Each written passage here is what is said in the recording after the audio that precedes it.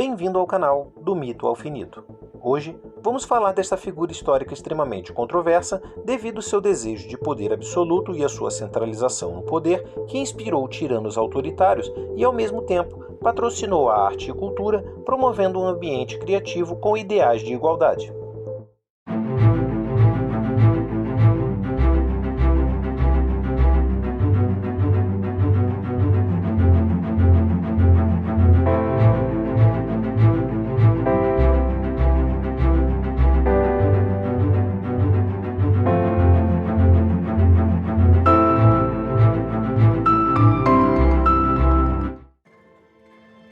Napoleão Bonaparte nasceu em 15 de agosto de 1769 na Córcega. Foi um dos líderes mais influentes e controversos da história moderna. Ele ascendeu ao poder durante a Revolução Francesa e, eventualmente, se tornou imperador da França, deixando um legado profundo tanto na política quanto nas guerras da época. Sua ascensão ao poder foi marcada por sua habilidade estratégica notável e por sua capacidade de liderar exércitos à vitória em várias campanhas militares. Napoleão reformulou as estratégias de guerra, priorizando a mobilidade, a velocidade e o uso estratégico de suas tropas, o que lhe rendeu conquistas territoriais em grande parte da Europa.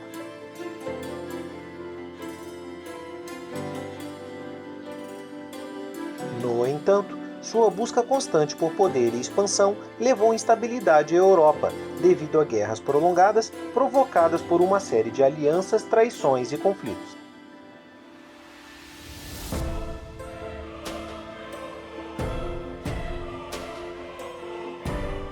A confusão em torno da altura de Napoleão Bonaparte é um exemplo interessante de como mitos podem se formar ao longo do tempo e afetar a percepção pública de uma figura histórica.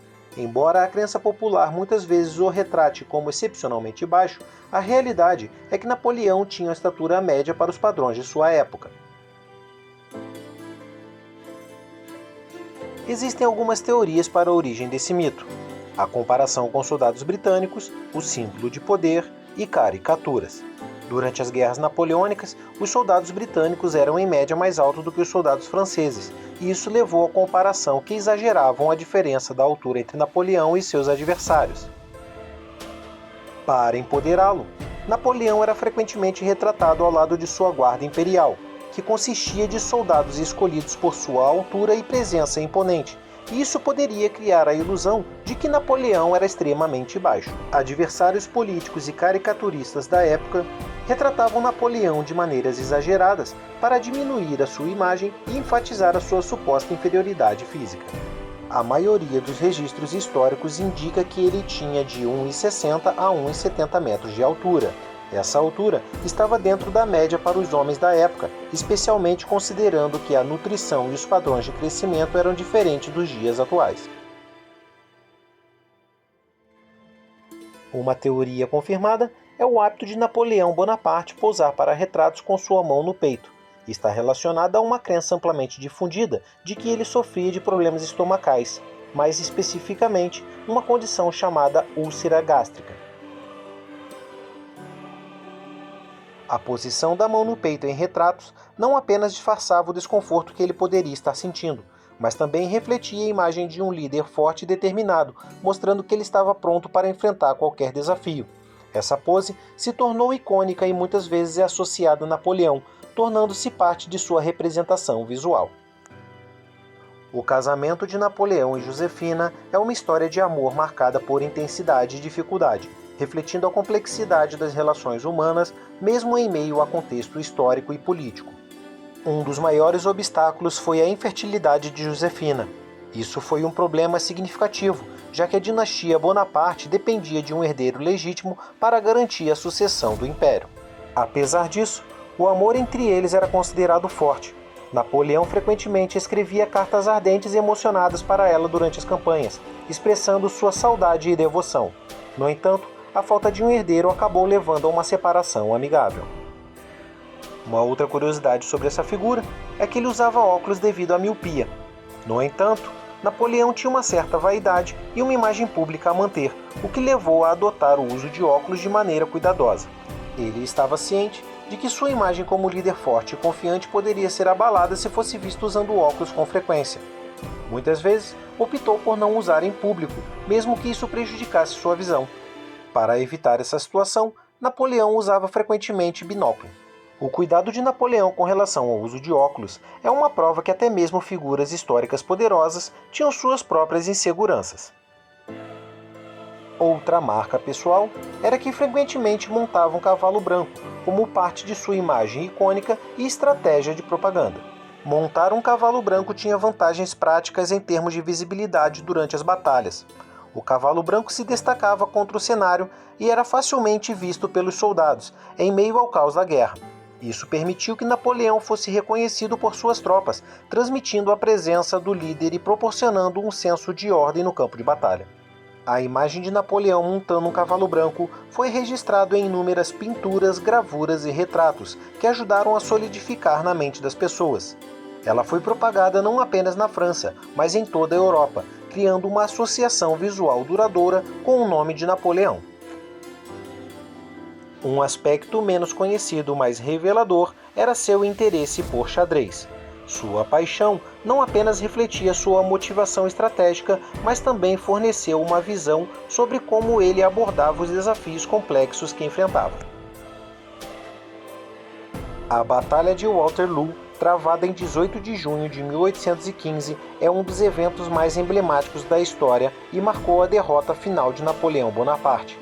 Essa batalha teve um impacto profundo na trajetória de Napoleão e culminou em seu exílio, na remota ilha de Santa Helena, onde ele passou o resto de sua vida. Ele chegou à ilha em 1815 e pouco tempo depois foi acomodado na mansão Longwood, onde passou seus últimos dias. Outro mito absurdo seria sobre sua crença na própria imortalidade.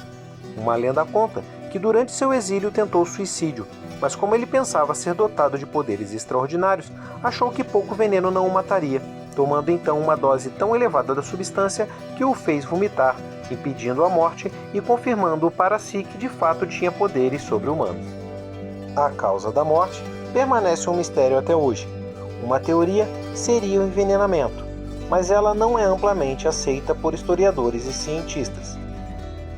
Em 1821, pouco antes de morrer, Napoleão escreveu seu testamento, que é motivo de polêmica até hoje. Nele, ele diz: "Minha morte é prematura. O oligopólio inglês e seu assassino contratado me mataram." Em 2001, uma análise mais detalhada de amostras de cabelo de Napoleão indicou que os níveis de arsênico não eram tão anormais quanto se esperava. Além disso, os sintomas relatados podem ser explicados por uma série de outras condições médicas.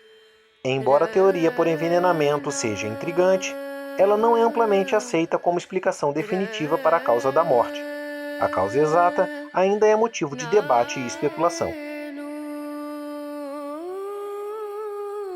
Fato é sua importância duradoura na história mundial, e isso é indiscutível, com um legado que abrange muitas áreas e continua a influenciar a política, a sociedade e a cultura até os dias atuais. O seu impacto pode ser visto em várias dimensões. Napoleão desempenhou um papel fundamental na transformação do antigo regime europeu e na disseminação de ideias revolucionárias. Suas reformas legais, administrativas e educacionais tiveram um impacto profundo na modernização da sociedade e na promoção de princípios de igualdade e meritocracia.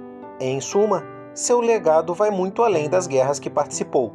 Sua influência continua a moldar a política, a cultura e o pensamento moderno em todo o mundo, ressaltando sua posição como uma figura central na história mundial e o exemplo de impacto duradouro que os indivíduos podem ter sobre a trajetória da humanidade.